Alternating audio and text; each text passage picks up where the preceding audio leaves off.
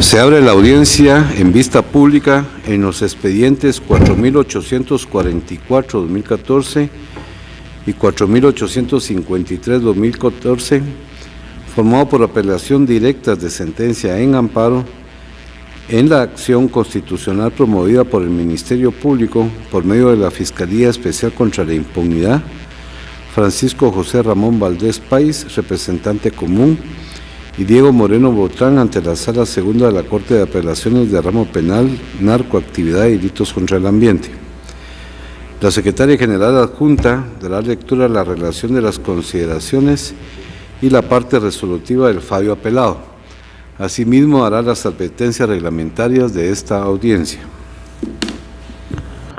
En la parte considerativa de la sentencia de 17 de septiembre de 2014, emitida por la Corte Suprema de Justicia, Cámara de Amparo y Antejuicio, que conoce esta Corte en apelación y respecto de la cual se pronunciarán quienes intervienen en la presente audiencia, se estableció: al haber realizado el estudio de los antecedentes y de la petición planteada por el Ministerio Público, esta Cámara advierte que los argumentos presentados son propios del recurso de apelación, pues persiguen que se deje sin efecto las medidas de coerción decretadas a favor de los señores Francisco José Ramón Valdés Pais y José Estuardo Valdés Pais, so pretexto de estar ligados a proceso por un delito inexcarcelable. Sin embargo, dicha decisión no fue impugnada por el ente investigador en su momento procesal oportuno. No obstante lo anterior, es importante hacer ver que la decisión del juez Aco, secundada parcialmente por la Sala impugnada, encuentra su fundamento en principios y garantías constitucionales en lo dispuesto por esta Cámara en la sentencia de 23 de julio de 2013, dictada dentro del amparo 341 de 2013, en la que, como puede apreciarse, la Corte Interamericana de Derechos Humanos sostiene que la privación de libertad decretada de manera preventiva no puede abarcar más allá de los plazos razonables y necesarios para la realización de la investigación penal. En el presente caso, consta que los antecedentes, los señores Valdés Pais habían guardado prisión provisional por más de 3 años, plazo que excede en demasía el artículo 324 del Código Procesal Penal. En tal virtud, lo resuelto por la Sala impugnada en cuanto a los alegatos presentados por el Ministerio Público no conlleva violación a derecho o alguna garantía, por lo que la protección constitucional de amparo instada por dicho ente investigador deviene improcedente. De conformidad con lo considerado en el inciso anterior, se entiende que las medidas sustitutivas decretadas a favor de los señores Francisco José Ramón Valdés Pais y José Estuardo Valdés Pais obedecen al irrazonable y desproporcional plazo durante el cual estuvieron privados de su libertad de manera provisional.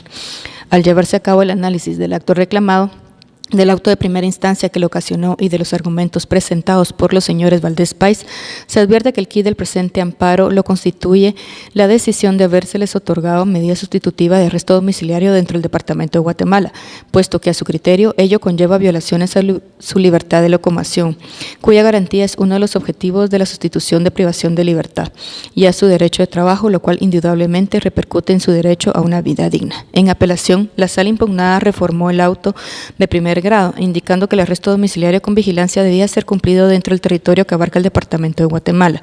Al respecto, esta Cámara considera que la decisión de la Sala no se encuentra debidamente fundamentada, puesto que si bien es cierto los incisos 2 y 4 del artículo 264 permiten graduar la prohibición de desplazarse libremente por determinado ámbito territorial, para ello deben existir motivos serios y razonados que permitan presumir el peligro de fuga, el cual ha sido desvanecido por la prisión preventiva ya sufrida, así como las medidas sustitutivas decretadas a su favor. Aunado a ello, se ha ordenado la vigilancia continua por parte de agentes de la Policía Nacional Civil y dar aviso a migración a efecto de los postulantes no puedan salir del país. Cabe recordar que, al igual que la prisión preventiva, las medidas sustitutivas están limitadas por los principios de legalidad, presunción de inocencia, necesidad y proporcionalidad. En lo que entraña los últimos 3 principios, ha quedado plenamente establecida su violación por parte de los órganos jurisdiccionales, puesto que el excesivo tiempo que los postulantes permanecieron en prisión se convirtió en una especie de pena anticipada, sin que existiera una sentencia condenatoria firme. De esa cuenta, la Sala impugnada debió ser cuidadosa para no caer en el mismo error cometido con las prórrogas de prisión provisional, puesto que la necesidad de limitar la locomoción de los postulantes a la circunscripción territorial del Departamento de Guatemala no se encuentra debidamente justificada. Además, es oportuno indicar que las medidas sustitutivas buscan evitar o reparar las consecuencias deplorables que la prisión provisional ha generado sobre los postulantes y su familia y la sociedad. En ese sentido, analizadas las circunstancias bajo la perspectiva de los principios de indubio pro reo y favor libertatis, se determina que la medida sustitutiva más beneficiosa e idónea a favor de los postulantes Valdés Pais es la que faculte el libre desplazamiento dentro de los límites de todo el territorio guatemalteco, por lo que el arresto domiciliario deberá considerarse en tales términos. Así las cosas, la protección constitucional de amparo solicitada deberá otorgarse a efecto de que la sala impugnada emita una nueva resolución en la que tome en cuenta lo considerado. En lo que respecta al amparo planteado por el señor Diego Moreno Botrán, esta Cámara advierte que lo resuelto por la sala impugnada no puede ocasionarle agravio alguno, ya que al escuchar el audio de la audiencia llevada a cabo el 2 de agosto de 2013 ante el Juzgado Tercero de Primera Instancia Penal, Narcoactividad y Delitos contra el Ambiente, se evidencia que el postulante, a través de su abogado defensor, no logró demostrar fáctica ni jurídicamente la falta de legitimación del Ministerio Público y de la Comisión Internacional contra la Impunidad de Guatemala para promover la persecución penal en su contra, ya que sus argumentos estuvieron dirigidos a atacar los medios probatorios sin que fuera el momento procesal oportuno para ello. Así las cosas, la sala impugnada con lo resuelto no puede causar agravio alguno, puesto que las excepciones planteadas fueron resueltas conforme a la ley y no puede alegarse violaciones al debido proceso y demás garantías constitucionales cuando las deficiencias en el uso de mecanismos de defensa únicamente son atribuibles al postulante. Por ello, el amparo planteado por Diego Moreno Botrán deberá denegarse al ser notoria su improcedencia. Por imperativo legal no se condenen costas al Ministerio Público, se exime de dicha condena a la autoridad impugnada y a Diego Moreno Botrán por estimar actuar en buena fe. Sin embargo, es procedente imponer multa al abogado patrocinante del señor Moreno Botrán, dada la notoria improcedencia del amparo planteado. Al resolver, declaró: deniega por notoriamente improcedente los amparos solicitados por el Ministerio Público y Diego Moreno Botrán. Otorga el amparo interpuesto por Francisco José Ramón Valdés Pais y José Estuardo Valdés Pais y en consecuencia deja en suspenso en cuanto a los reclamantes la resolución de 23 de agosto de 2013 emitida por la Sala Segunda de la Corte de Apelaciones del Ramo Penal, Narcoactividad y Delitos contra el Ambiente dentro del expediente 376-2013. Por ende, ordena a la autoridad aludida que dicte la corresponde conforme a derecho, respetando los derechos y garantías de los postulantes, así como lo considerado por esta Cámara. Ordena a la autoridad impugnada que dé exacto cumplimiento a lo resuelto en la presente resolución, para lo cual le fija un plazo de 5 días a partir de la fecha que reciba la ejecutoria de la presente audiencia y sus antecedentes. No se hace especial condena en costa, se impone multa de 1,000 quetzales al abogado patrocinador de Diego Moreno Botrán, Juan Francisco Capuano Enríquez. De conformidad con lo establecido en el Acuerdo 1-2013 de esta Corte, se hace de conocimiento de quienes intervendrán en la presente audiencia, que para hacerlo cuentan con un tiempo de 15 minutos para pronunciarse estrictamente sobre el fallo recurrido, en particular sobre la existencia de agravios que éste les ocasiona. Además, deberán dirigirse directamente al tribunal, alegar en forma oral y abstenerse de dar lectura a cualquier documento, salvo autorización del presidente, concretarse el asunto planteado, ser breves, precisos y concisos y abstenerse de proferir expresiones irrespetuosas respecto a las partes o a los miembros del tribunal. Eso es todo, señor presidente. Como solicitante del amparo comparece en primer término el Ministerio Público por medio del agente fiscal Juan Francisco Sandoval Alfaro de la Fiscalía Especial contra la Impunidad, a quien se le concede el uso de la palabra. Honorables magistrados, a los sujetos procesales, muy buenos días. El Ministerio Público acude ante esta Honorable Corte de Constitucionalidad solicitando que se restauren derechos que a criterio de la institución que represento han sido vulnerados. Habida cuenta una serie de situaciones que se han dado en el proceso del cual subyace el presente proceso constitucional y de los cuales haré referencia. No obstante, que ya fue hecho algún resumen por parte de la Secretaría de esta Corte de Constitucionalidad. Debemos de tomar en cuenta que nace este proceso constitucional como consecuencia de la solicitud planteada por la Fiscalía el 19 de noviembre del 2013, que como ya fue indicado, se impugnó una resolución de la Sala de la Segunda de la Corte de Apelaciones del Ramo Penal, Narcoactividad y Delitos contra el Ambiente, mediante la cual modificó la resolución dictada por el juez del Juzgado Tercero de Primera Instancia Penal, Narcoactividad y Delitos contra el Ambiente. Como antecedente, el juez de ese Juzgado Tercero de Primera Instancia, Narcoactividad y Delitos contra el Ambiente declaró con lugar una solicitud de revisión de medidas de coerción personal indicando, entre otros aspectos, que el tipo penal por el cual los señores José Estuardo y Francisco José Ramón Valdés Pais se encuentran ligados a proceso son delitos que el artículo 264 del Código Procesal Penal estipula como delitos inexcarcelables. No obstante ello, derivado de resolución emitida por la Corte de Constitucionalidad en la que se fundamentó la misma Corte indicando que debido al tiempo que ellos habían permanecido en prisión, pues la medida de prisión preventiva pues podía sustituirse por una medida menos gravosa. En esa lid, acatando ese fallo, la Judicatura decidió que la medida de coerción mediante la cual los imputados pudieran permanecer atraídos al proceso penal era un arresto domiciliario en la propia residencia con vigilancia, lo cual el Ministerio Público no impugnó porque en primer lugar consideró que era consecuencia de un fallo emitido por la Corte de Constitucionalidad y era congruente con los fines del proceso penal, que aparte de la averiguación de la verdad y los que estipula el artículo 5 del Código Procesal Penal, si no hay procesado, pues tampoco existe proceso.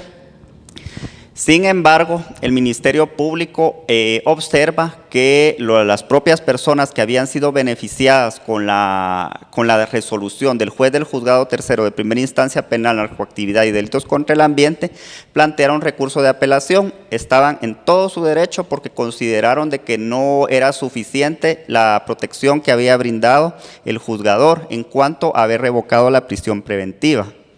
El Ministerio Público impugnó mediante acción constitucional de amparo lo resuelto por la Sala Segunda de la Corte de Apelaciones el 28 de junio del año 2013, en virtud de que considera que se extralimita en sus funciones la Sala de la Corte de Apelaciones, porque los funcionarios públicos, los servidores públicos, así como su servidor, así como los funcionarios judiciales, de acuerdo al artículo 154 constitucional, estamos sujetos a la ley. Y esta disposición es desarrollada en el caso de los funcionarios judiciales por los artículos 203 y 204 de la Constitución Política de la República. Y si el artículo 264 del Código Procesal Penal no ha sido derogado, es una norma que se encuentra vigente, es obligación de los funcionarios judiciales acatarla. Y de acuerdo a lo que establece el artículo 8 de la Ley del Organismo Judicial, existen 4 formas por las cuales una ley deja de tener vigencia. Es por la declaración expresa de leyes nuevas, como todos sabemos, parcialmente por incompatibilidad de la propia ley, totalmente porque una nueva ley lo regule, y el otro aspecto es porque esta Corte de Constitucionalidad la declare inconstitucional total o parcialmente. En el aspecto atinente al artículo 264 del Código Procesal Penal es una norma que se encuentra plenamente vigente. De hecho, la Corte de Constitucionalidad, mediante sentencia dictada el 16 de septiembre de 1999, se pronunció respecto de esa sentencia, porque respecto de esa disposición legal, porque en esa oportunidad quien alegaba la inconstitucionalidad del artículo 264 del Código Procesal Penal indicaba que el legislador ahí se extralimitaba en sus funciones, que era inconstitucional porque invadía la esfera de atribuciones de las autoridades judiciales.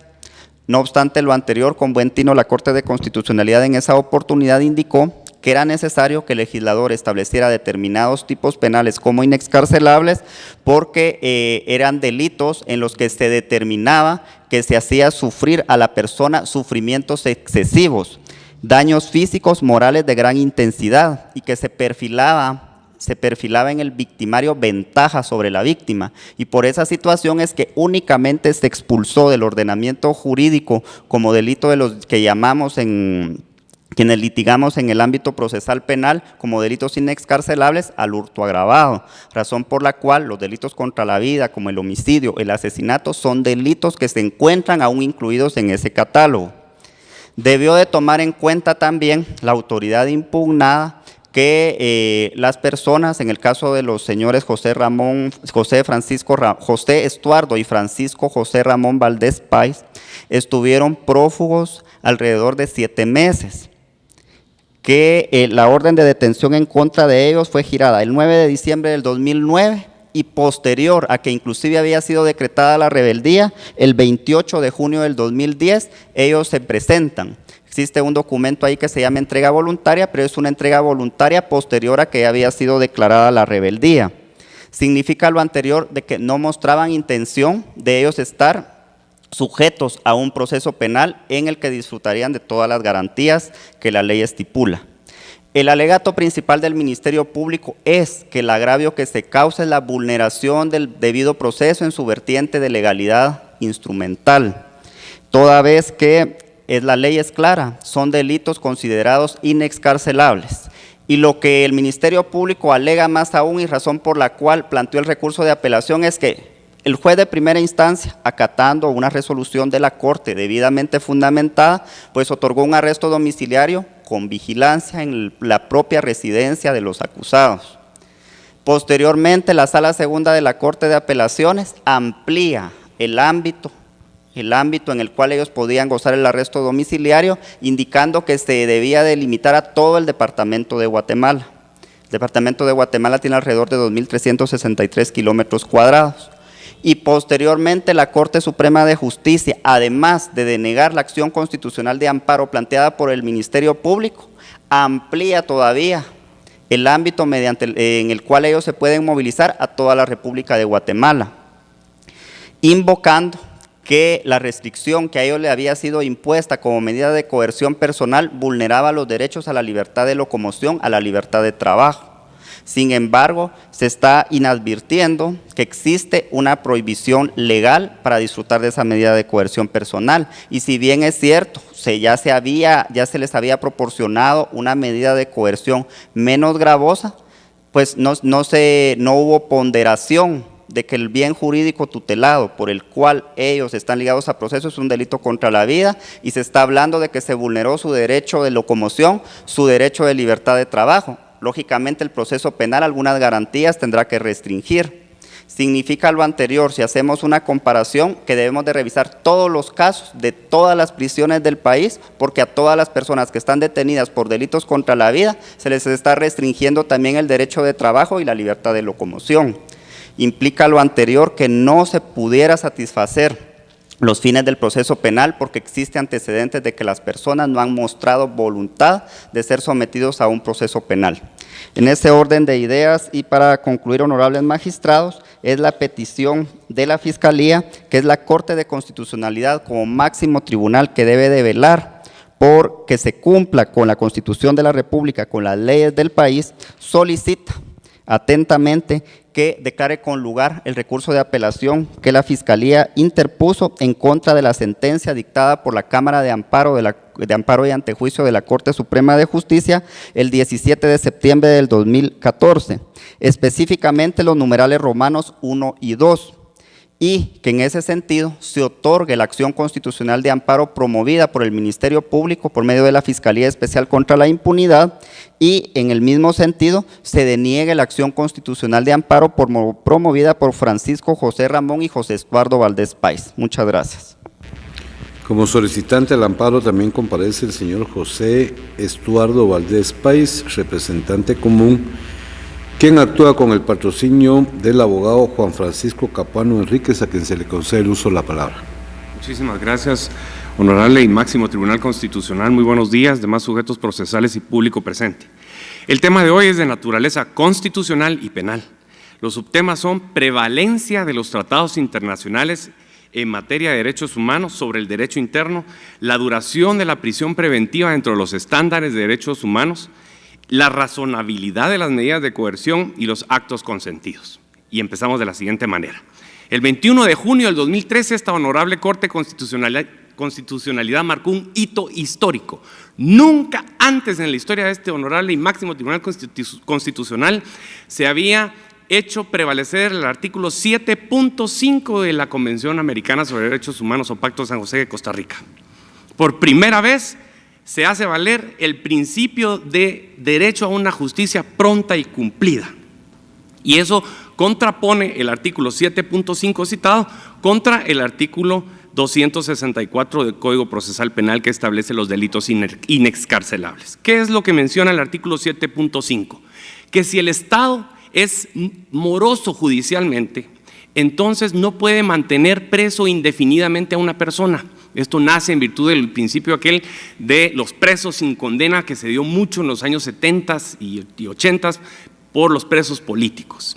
Por eso nace esta norma, bueno, ya estaba acogida antes en la convención y se hace valer hasta este año, precisamente en el año 2013, por esta honorable Corte de Constitucionalidad, en donde establece que los hermanos Valdés Pais, efectivamente, lo que una etapa preparatoria con prisión debe durar 3 meses, llevaba más de 3 años. Inaceptable, precisamente porque los propios estándares de derechos humanos que esta propia Corte tiene en su página de internet, cuando uno da estándar de derechos humanos, duración de prisión preventiva, establece en la sentencia de Barreto Leiva versus Venezuela que la duración de la prisión preventiva no puede ser excesiva y que si se da esa excesiva mora judicial, entonces debe sustituirse la prisión por otra medida que no afecte la libertad. Así lo dice claro el artículo 7.5, dice deberá cambiarse por otra garantía. Ya no habla de medidas, habla de garantías. ¿Por qué? Porque si se le está restringiendo la libertad, todas, libertad de locomoción, libertad personal, libertad de trabajo, entonces no puede ser lógico sacarlo de la prisión y meterlo en su casa, sino que se le pide garantías, caución económica, una fianza por un tercero, por ejemplo. Entonces, esta honorable Corte de Constitucionalidad lo hace valer por primera vez. Es un hito histórico y fue confirmado en la sentencia definitiva. Ustedes lo hicieron valer dentro del amparo provisional.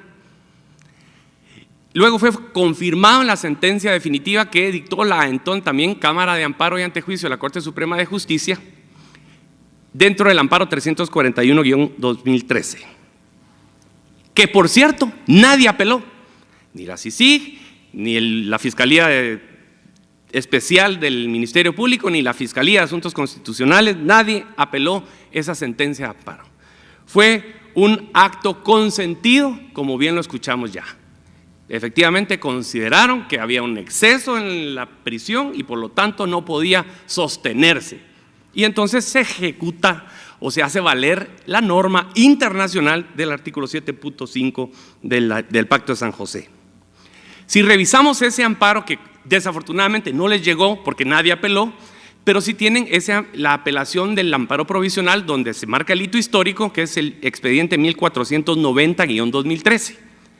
En ese otro amparo, que no es este, se hicieron valer los mismísimos argumentos que escuchamos ahora, que ellos se fugaron 7 meses, que fueron declarados rebeldes, que el delito de homicidio es inexcarcelable. Los mismísimos argumentos ya fueron ponderados y en esta honorable Corte de Constitucionalidad se le dio prevalencia a el derecho a una justicia pronta y cumplida. ¿Por qué? Porque esa es la imponderable ponderación. Precisamente va a haber momentos donde propios valores constitucionales puedan jugar y en este caso, pues la norma del artículo 46 constitucional establece que prevalece la norma del derecho internacional, que en este caso es el 7.5 del Pacto de San José. Pero no vamos a evitar la discusión de fondo. Si bien es cierto que ellos estuvieron 7 meses fuera del alcance del proceso, también es cierto que esta familia ha sufrido embates de la delincuencia común. Si ellos caían presos, caían en el preventivo de la zona 18, la banda de los secuestradores que había secuestrado a Estuardo Valdés Pais hubiese cobrado venganza en contra de ellos de manera inmediata. Adicionalmente a esto, ellos piden en el ínterin la intervención de amigos componedores, el periodista Pedro Trujillo, Adela de Torreviarte, y dicen, miren, lo que pasa es que ellos tienen miedo porque ahí están los secuestradores, les van a hacer daño, provoquen, consigan unas instalaciones adecuadas y ellos se van a presentar. Y efectivamente se dicta un acuerdo gubernativo con el Ejército de Guatemala y se crea la prisión preventiva dentro de Matamoros y luego Mariscal Zavala. En ese momento ellos voluntariamente se entregan a la justicia, se apersonan al proceso, no los habían hallado, ellos no fueron forzados, ellos se presentaron voluntariamente. Y durante 1 año, 4 meses y 2 días al día de hoy han estado en libertad gracias a ustedes, gracias a la prevalencia del derecho constitucional y a la prevalencia de la norma de derecho internacional. Si hubiera algún peligro de fuga, alguna obstaculización a la verdad, ya se hubiese concretado. El artículo 7.5 del Pacto de San José ordena el cambio porque el desmedro sufrido es la libertad. Entonces, si se va a ejecutar esa norma, se debe cambiar por otra garantía, por eso es que ya no usa medidas, que garantice la presencia en el proceso.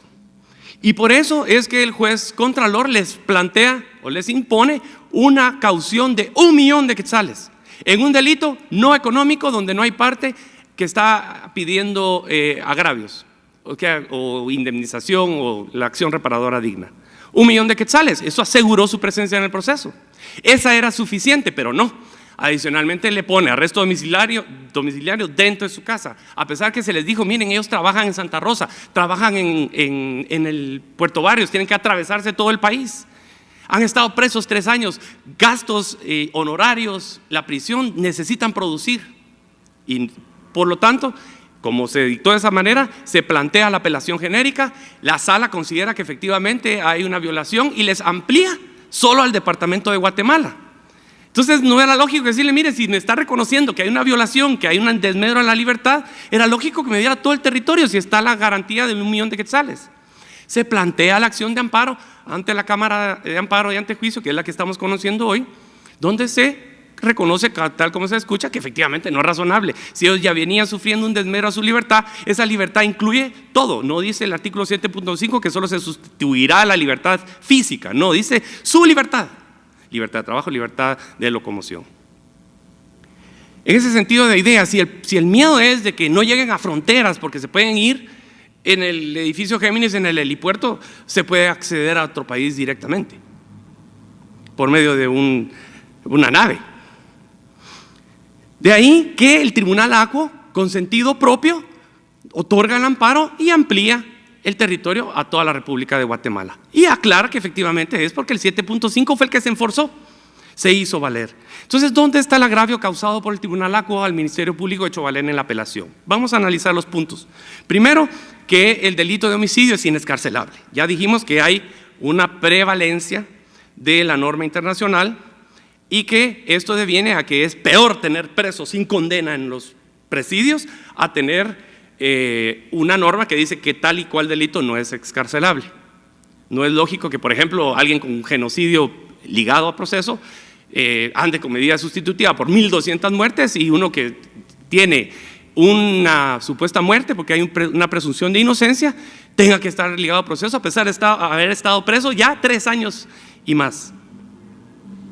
Adicionalmente, solicito la venia de ese honorable señor presidente para leer 2 líneas del estándar que está precisamente citado en la página de esta honorable corte. Dice: estándares internacionales sobre derechos humanos, subtema duración de la prisión preventiva. Las 3 líneas son, Corte Interamericana de Derechos Humanos, caso Barreto Leiva versus Venezuela, sentencia 17 de noviembre de 2009. Párrafo 120. Cuando el plazo de la prisión preventiva sobrepasa lo razonable, el Estado podrá limitar la libertad del imputado con otras medidas menos lesivas que aseguren su comparecencia al juicio, y ahí está la parte clave, distintas a la privación de la libertad. Entonces, en ese sentido, no es dable la insistente invocación del artículo 264 con base en una sentencia de la Corte de 1999, porque esta Corte del 2013, que es la del 2014, hace entender que hay una prevalencia de una norma de carácter internacional, no importa que la otra esté vigente, no derogada, no sustituida, sino que hay una norma que prevalece por la preeminencia del artículo 46 constitucional. No hay un conflicto de normas en el sentido porque hay una prevalece, no hay conflicto, una es superior. Esto es lo que se llama, de acuerdo al Tribunal Supremo Constitucional Español, la imponderable ponderación o el balancing en el derecho anglosajón. Aquí prevalece este derecho constitucional a una justicia pronta y cumplida versus a que no, es que ese delito es incarcelable por una norma de un legislador. En cuanto al principio de legalidad, este no es tema de legalidad, este es tema de tutela judicial efectiva. El Tribunal ACUO escogió la norma adecuada. Tutela judicial efectiva es elegir la norma aplicable al caso concreto, la más adecuada. Claro, implica legalidad, por eso es que hubo legalidad, porque se eligió la norma adecuada. Hubiese elegido la norma inferior, Era contradecir la propia sentencia de la Corte y contradecir la norma internacional. Ha habido debido proceso. El Ministerio Público sabe que el amparo subyacente se llevó en todas sus audiencias y en todas sus fases. Todas sus peticiones fueron resueltas y el hecho de que la resolución sea contraria a sus intereses no implica un agravio realizado. Adicionalmente, que esta resolución viene emanada de una sentencia de amparo no apelada y consentida por las partes, por lo tanto, hay un acto consentido. En ese sentido de ideas, si esta honorable Corte de Constitucionalidad hace 1 año, 4 meses, 2 días no hubiese marcado ese hito histórico, a la fecha ellos no llevarían 3 años de cárcel, llevarían 4 años de cárcel con 4 meses adicionales. Más todavía lo que falta por venir, porque si bien se ha ejercitado la acción pública, se ha hecho erróneamente. Pero eso no es dable que nosotros planteemos amparos para defendernos, porque sin presuntuosidad los hemos ganado, precisamente por la violación terrible a los derechos constitucionales. En ese sentido de ideas, honorable y máximo Tribunal Constitucional, las apelaciones que vienen en grado deben declararse sin lugar. Y en ese sentido de ideas, solicito que en virtud de que no hay agravio que reparar en esta apelación, la sentencia sea declarándola sin lugar y que se confirme la sentencia venida en grado. Agradezco la paciencia de ese honorable tribunal. Muchas gracias.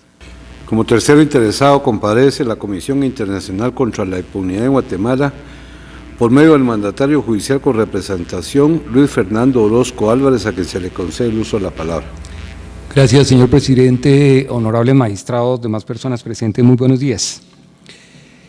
Como bien lo afirma el Ministerio Público, efectivamente con las decisiones que nos traen a esta diligencia para efectos de revisar si son ajustadas a derecho o no, nos permitimos presentar las siguientes consideraciones. Es indiscutible que se ha transgredido el artículo 12 de la Constitución Política en el entendido de que se pretermitió que se violentara el debido proceso, y esto porque, como le indicaba el Ministerio Público, hay una norma que debe ser revisada en el entendido de otorgar una medida sustitutiva, y esto es el artículo 264 del Código Procesal Penal. Los señores Valdés Pais estuvieron rehuyendo una orden de aprehensión en su contra por espacio de 7 meses. Es un hecho cierto que tenían conocimiento de esta orden de aprehensión en su contra, y no obstante, al rehuir que se hiciera efectiva, mostraron para ese momento su disponibilidad o su indisponibilidad de someterse a la persecución penal. Esta actitud asumida por los señores Valdés Pais demostró en un caso que fue de connotación nacional, donde se perdió la vida una persona, esto es el señor Rodrigo Rosemer Manzano, y dentro de los cuales fueron procesados los autores materiales y que fueron condenados por el delito de asesinato. Estando conscientes de que había, repito, una orden de aprehensión en su contra, rehuyeron por espacio de 7 meses que fueran aprehendidos, y esta conducta demostraba ineludiblemente su falta de disponibilidad de someterse a la justicia. El hecho de rehuir a la justicia demuestra inequívocamente que están transgrediendo los parámetros del artículo 264 del Código de Procedimiento Penal. El delito por el cual se procede contra los procesados, como bien lo dijo el Ministerio Público, es un delito que atenta contra el bien superior, contra la vida de una persona, y no hace aconsejable que se pueda permitir la libertad de una persona que está imputada por estos hechos. No obstante, se le concede y se les da un tratamiento especial a los señores Valdés Pais y se les modifica la medida de detención. Si se ha prolongado el proceso durante un tiempo considerable es por las diferentes acciones procesales y constitucionales que se han instaurado. Y esto se ha hecho con el único fin de retrasar el proceso y de estar en las instancias en que nos encontramos. Efectivamente, el Código Procesal Penal impone una carga, o el derecho penal impone una carga a los procesados. Y esta carga tiene unos límites, pero efectivamente en búsqueda de la justicia. Y de esta manera, cuando se considera que inclusive violándose lo considerado en el artículo 264, se concede una modificación a la detención, pues se está transgrediendo efectivamente lo considerado en el artículo 12 de la Constitución Política. Y más aún cuando se hace amplia una detención preventiva, en el sentido de que se les concede una detención domiciliaria en todo el territorio del departamento de Guatemala y posteriormente en el territorio de todo el país. No es aconsejable, repito, debido a los antecedentes que aparecen en el proceso, que se les pueda permitir a los señores Valdés Pais que tengan la libertad de deambular y circular por todo el territorio nacional. Con esta decisión se está transgrediendo ampliamente el artículo 12 de la Constitución, razón por la cual consideramos indiscutiblemente que le asiste razón al Ministerio Público y que se está violentando el debido proceso. Ningún agravio se le ha causado a los señores Valdés Pais, por el contrario, se les ha dado la posibilidad de estar en libertad y por el contrario, con la decisión adoptada se les causó un agravio al Ministerio Público, agravio que se considera que violenta el debido proceso. Por consiguiente, lo consecuente es acceder a las peticiones planteadas por el Ministerio Público y por consiguiente dictar la respuesta en el sentido de que el Ministerio Público se le debe otorgar el amparo solicitado en los términos que el agente fiscal los ha solicitado. Es todo, muchas gracias. Se clausura la audiencia de vista pública.